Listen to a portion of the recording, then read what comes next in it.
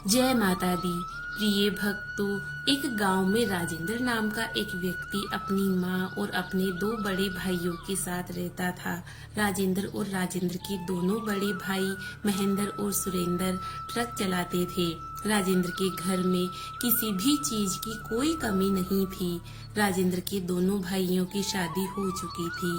राजेंद्र के दोनों भाई और उसकी माँ उनके पास बहुत सारा धन होने के कारण घमंड करते थे, परंतु राजेंद्र एक सीधा व्यक्ति था। राजेंद्र को किसी भी बात का कोई घमंड नहीं था। राजेंद्र की माँ विमला एक घमंडी और चालाक औरत थी। वह केवल अपने बेटों से लगाव रखती थी। उसे उसकी बहुओं से कोई लेना देना नहीं था। वह सुरेंद्र और महेंद्र की पत्नियों पर खूब अत्याचार करती थी। ऐसे ही समय बीतता गया और राजेंद्र की शादी पास ही के गांव में गौरी नाम की एक लड़की से हुई। गौरी और गौरी का परिवार भक्ति भाव वाला था। गौरी के घर में मीट, मांस और शराब का खान पान नहीं था। वे बाबा रामदेव के भक्त थे, जबकि राजेंद्र के घर में राजेंद्र के दोनों बड़े भाई मीट खाते थे और खूब शराब पीते थे। और जब गौरी से राजेंद्र की शादी की बात चल रही थी, तब गौरी और गौरी के परिवार वालों को लगा कि राजेंद्र के घर में भी मीट और शराब नहीं खाते पीते होंगे। गौरी गरीब घर से थी, परंतु संस्कारी लड़की थी।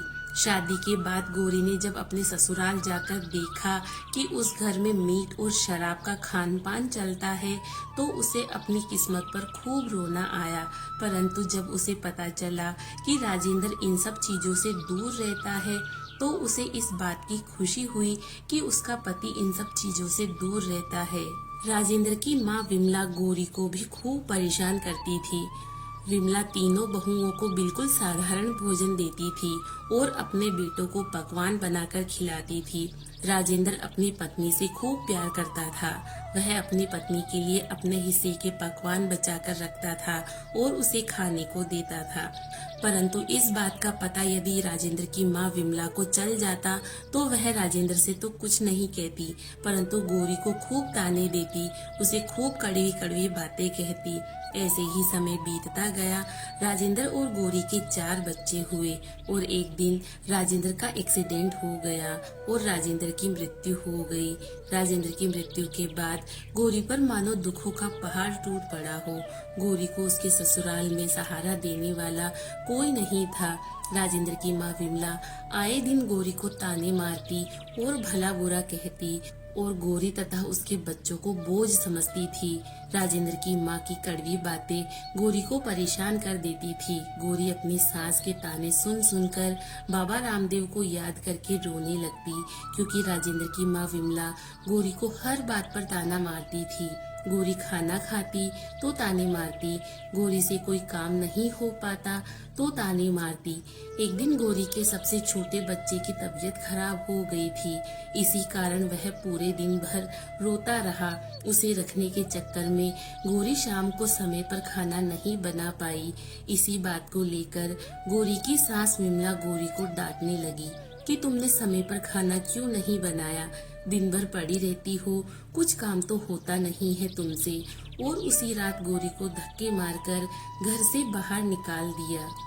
गौरी रोती बिलखती बाबा रामदेव को याद करते हुए अपने नन्हे नन्हे बच्चों को लेकर अपनी सास के सामने उसके पैरों में गिरकर गिड़गिड़ाने लगी, रोने लगी कि इतनी रात में मैं इन बच्चों को लेकर कहाँ जाऊंगी। परंतु गौरी की सास विमला ने गौरी की एक न सुनी और गौरी को घर से बाहर करके घर का दरवाजा बंद कर दिया। गौरी की जेठानियां गौरी की सास से विनती करती रही कि यह इन छोटे छोटे बच्चों को लेकर कहाँ जाएगी, पर गौरी की सास ने उनकी एक न सुनी और उन्हें भी घर से बाहर कर देने की धमकी देकर चुप करवा दिया और घर का दरवाजा बंद करके ताला लगाकर सो गई। इधर बाहर गौरी अपने नन्हे नन्हे 4 बच्चों को लेकर रोती रही और बाबा रामदेव को याद करने लगी कि बाबा अब तो आप ही मेरी सहायता करो, इन छोटे छोटे बच्चों को लेकर मैं कहाँ जाऊँ, किससे मदद मांगू। कौन मेरी मदद करेगा। बाबा रामदेव से अपनी भक्त गौरी का दुख देखा नहीं गया और वे गौरी के छोटे भाई सुनील का रूप लेकर गौरी के पास आए।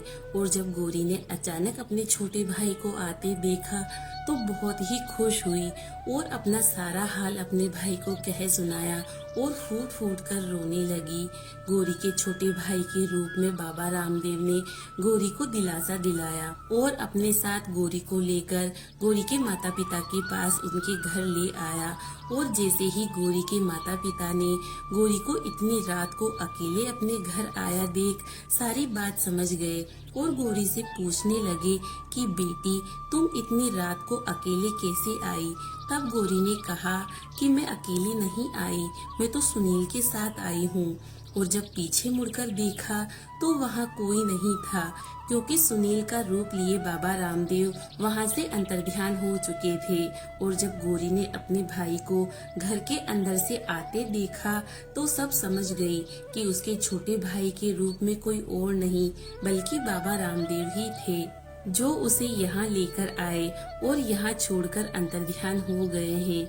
इसके बाद गौरी ने सारी बात अपने माता पिता को बता दी कि उसके ससुराल में गौरी की सास उसके साथ कैसा बर्ताव करती थी और कैसे घर से निकाल दिया और कैसे बाबा रामदेव उसके छोटे भाई का रूप लेकर उसकी सहायता करने के लिए आए। गौरी की बात सुनकर गौरी के माता पिता को बहुत दुख हुआ कि उनकी बेटी को कितने दुखों का सामना करना पड़ा और खुशी भी हुई कि हमारी बेटी के हर सुख दुख में बाबा रामदेव उसके साथ हैं। इसके बाद बाबा रामदेव ने गौरी की सास को सजा देने के लिए उसे बीमारियों का शिकार कर दिया। उसे शुगर जैसी गंभीर बीमारी हो गई, जिस कारण उसका एक हाथ सड़ने लगा और उसे कटवाना पड़ा। बाबा रामदेव के चमत्कार से गौरी अपने माता पिता के साथ सुख पूर्वक रहने लगी। बाबा रामदेव की कृपा से गौरी के आने के बाद गौरी के माता पिता के घर में किसी भी चीज की कोई कमी नहीं रही। गौरी के माता पिता ने गौरी के चारों बच्चों की सभी ख्वाहिशें पूरी करी, उन्हें बड़े ही लाड प्यार से पाल पोस कर बड़ा किया। और इधर गौरी के ससुराल में गौरी के घर से निकाल देने के बाद उनका घर, संपत्ति, जमीन, ट्रक सब बिक गए। गौरी के जेठ दूसरे सेठ के यहाँ मजदूरी करने लगे। विमला द्वारा गौरी को घर से निकाल देने के बाद गौरी ने कभी अपने ससुराल की तरफ मुड़कर नहीं देखा और सुख पूर्वक अपने माता पिता और बच्चों के साथ रहने लगी। और बाबा रामदेव की कृपा गौरी पर हमेशा बनी रही। अगर आप लोगों को ये कहानी अच्छी लगी तो वीडियो को लाइक करें, शेयर करें और प्लीज हमारे चैनल को सब्सक्राइब करें। इस वीडियो को पूरा देखने के लिए आपका धन्यवाद। जय माता दी।